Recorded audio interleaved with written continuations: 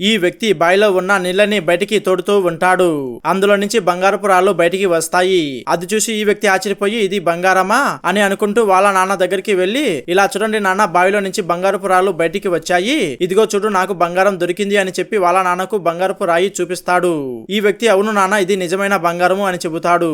ఈ వ్యక్తి చెబుతాడు, నాన్న ఈ రోజు మన అదృష్టం చాలా బాగుంది, మనము తొందరగా ఆ బావిలో ఉన్న బంగారం మొత్తం బయటికి తిద్దాము అని చెబుతాడు. అంతలోనే ఇద్దరు ఆఫీసర్లు వస్తారు.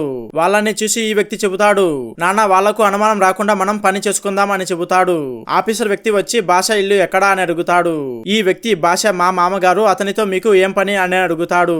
అందుకు ఆఫీసర్ వ్యక్తి చెబుతాడు, మేము బీహార్ నుంచి వచ్చాము అని చెబుతాడు.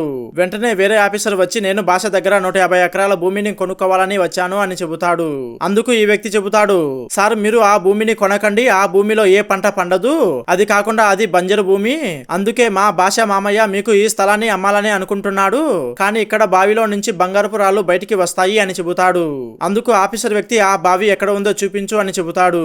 ఈ వ్యక్తి ఆ బావిని చూపిస్తాను పద అని చెప్పి వాళ్ళని బావి దగ్గరికి తీసుకుని వెళ్తాడు.